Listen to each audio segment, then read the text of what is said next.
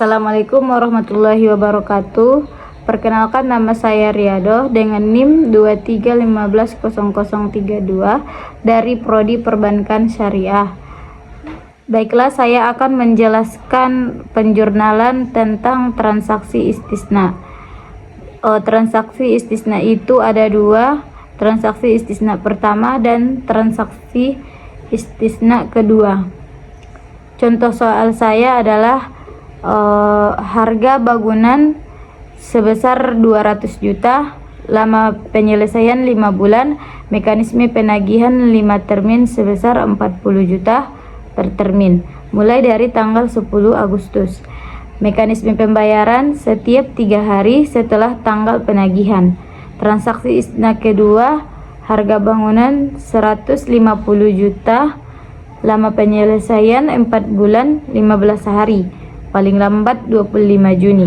Mekanisme penagihan kontraktor adalah 3 termin pada saat penyelesaian 20%, 50% dan 100%. Mekanisme pembayaran oleh bank, dibayar tunai sebesar tagihan dari indikator.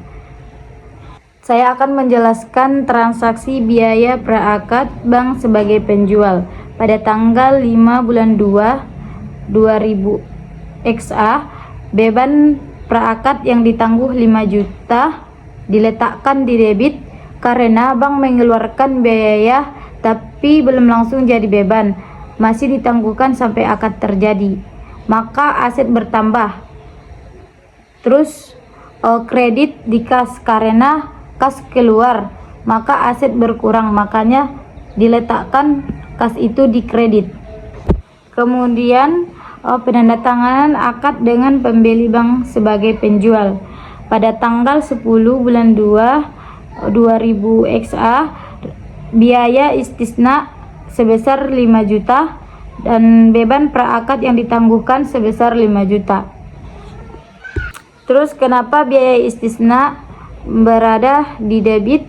Karena biaya ini sekarang resmi melekat pada akad, maka terjadi biaya bertambah diletakkan di debit. Dan kenapa praakad yang ditangguhkan diletakkan di kredit sebesar 5 juta? Karena akun ini berkurang ataupun habis, maka aset berkurang, letaknya di kredit. Penerimaan dan pembayaran tagihan kepada penjual pembuat barang atau istisna. Termin nomor 1 20%, termin nomor 2 50% dan termin nomor 3 100%. Tanggal penagihan 1 April, 15 Mei, 25 Juni. Jumlah tagihan 30 juta.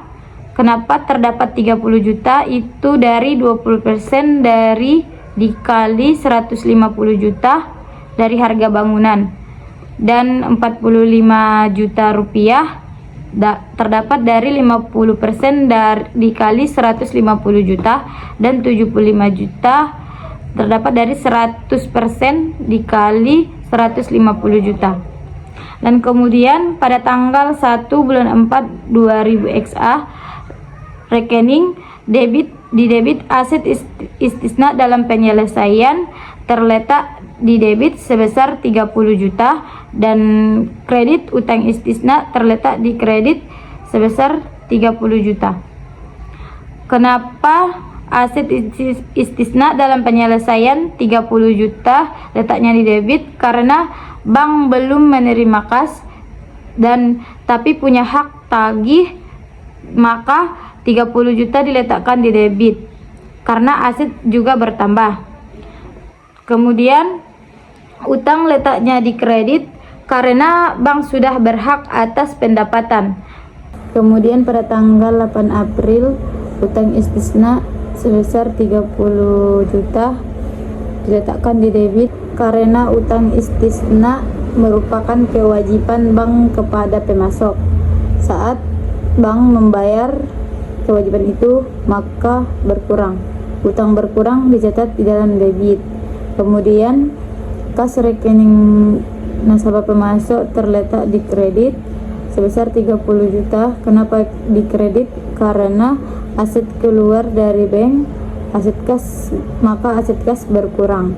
Aset berkurang dicatat di kredit.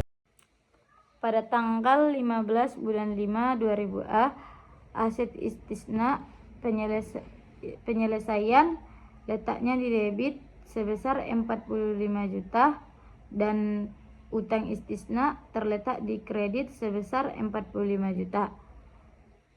Dari mana dapatnya 45 juta itu? Dikarenakan 50% dikurang 20% dikali 150 juta sama dengan 45 juta. Kemudian, kenapa aset istisna penyelesaian terletak di debit? Karena bangunan makin jadi, makanya letaknya di debit. Dan kenapa kredit utang istisna itu terletak di kredit? Karena utang ke kontraktor bertambah, maka letaknya di kredit. Kemudian pada tanggal 22 bulan 5 utang istisna atau pembuatan barang sebesar 45 juta dan pada kredit rekening nasabah pemasok sebesar 45 juta. Kenapa utang istisna pembuatan barang letaknya di debit? Karena utang dibayar maka berkurang, maka letaknya di debit. Kemudian kas atau rekening nasabah pemasok kenapa di kredit? Karena kas sudah keluar.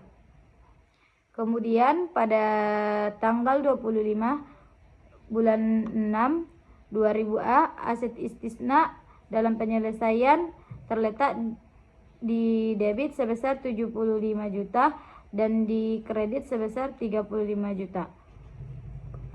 Terus penyelesaiannya adalah 100% dikurang 50% dikali 150 juta, maka 75 juta rupiah dari hasil debit dan kredit tersebut.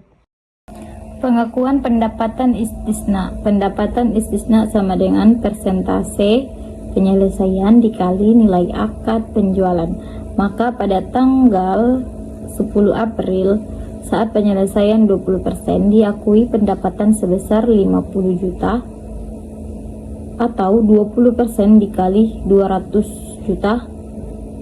Kemudian harga pokok istisna sama dengan 20% dikali 150 juta sama dengan 30 juta.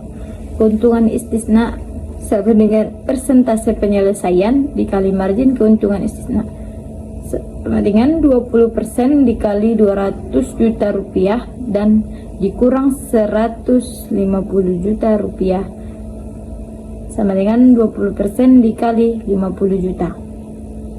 Hasilnya adalah 10 juta.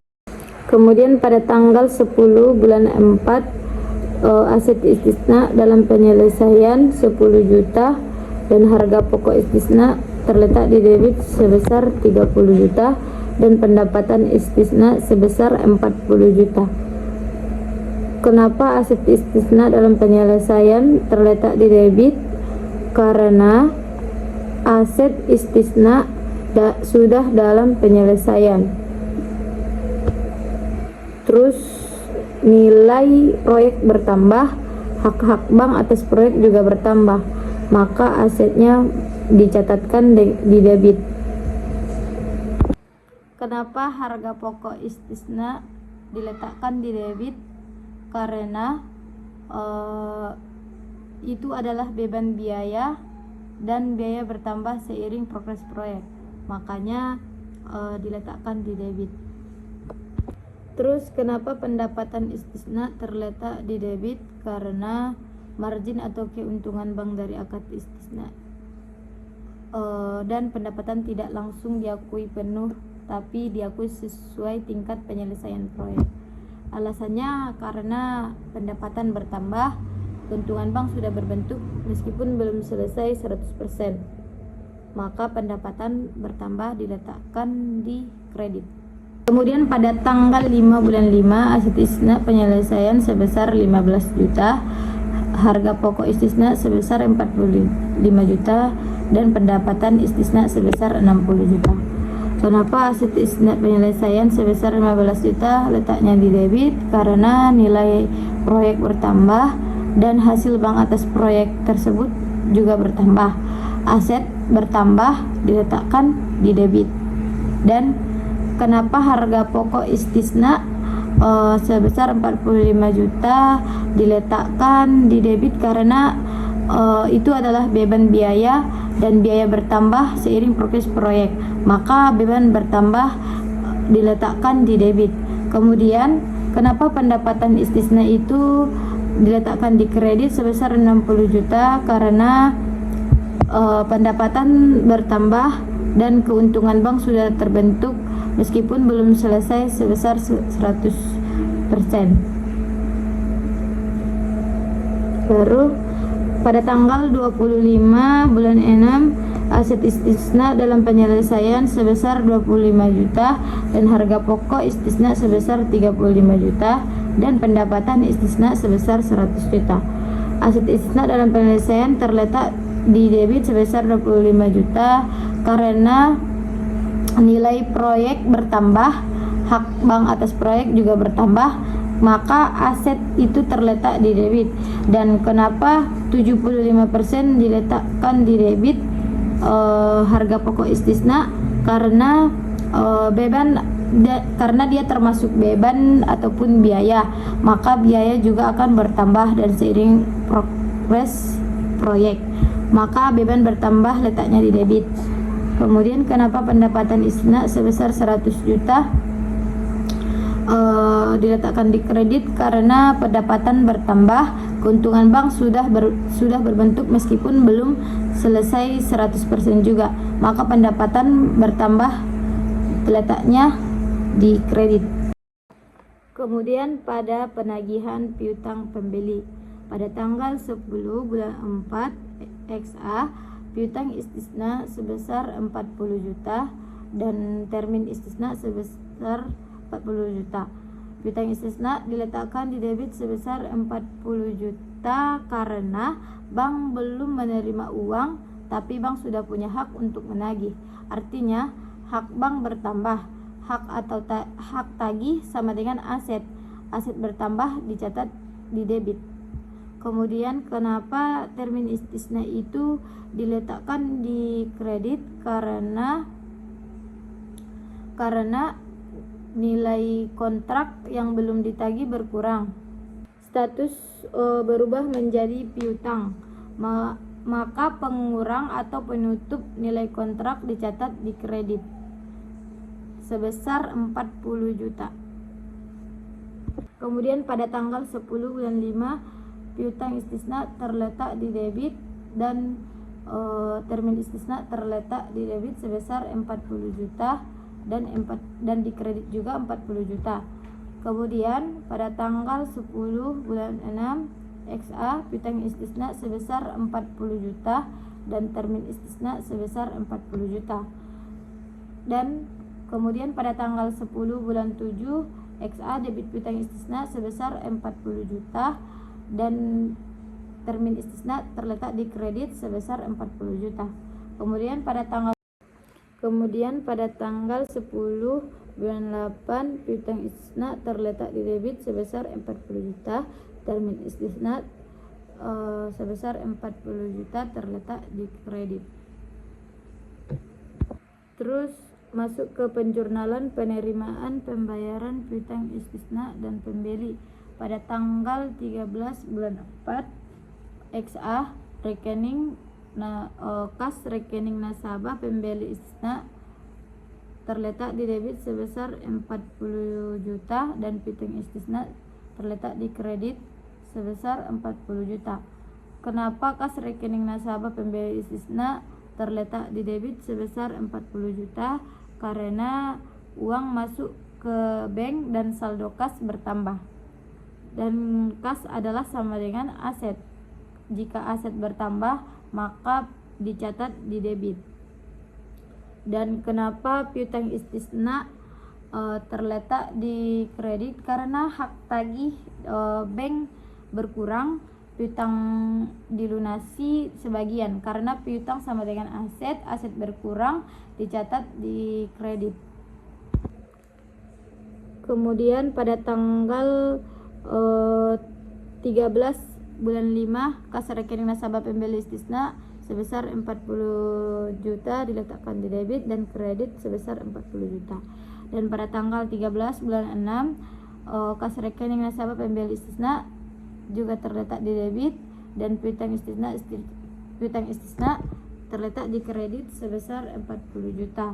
Kemudian pada tanggal 13 bulan Juli, kas rekening nasabah pembeli istisna terletak di debit sebesar 40 juta dan piutang istisna kredit sebesar 40 juta. Kemudian pada tanggal 13 bulan Agustus, kas rekening nasabah pembeli istisna terletak di debit sebesar 40 juta dan piutang istisna terletak di kredit sebesar 40 juta. Pada tanggal 13 Agustus, rekening termin istisna diletakkan di debit sebesar 150 juta dan aset istisna dalam penyelesaian sebesar 150 juta dan termin istisna diletakkan di debit sebesar 150 juta. Kenapa termin istisna diletakkan di debit? Karena tidak ada lagi termin yang akan ditagih. Akun termin harus ditutup, maka menutup akun kredit diletakkan di debit. Maka termin istisna diletakkan di debit. Kemudian, kenapa aset istisna dalam penyelesaian diletakkan di kredit? Karena tidak lagi ada disebut dalam penyelesaian. Aset tersebut berkurang dan maka ditutup. Aset berkurang dicatatkan di kredit. Dan tanggal 13 bulan Agustus XA, termin istisna diletakkan sebesar 150 juta. Kenapa terletak di debit? Karena tidak ada lagi termin yang akan ditagih. Akun termin harus ditutup dan menutup akun kredit letaknya di debit. Maka termin istisna diletakkan di debit.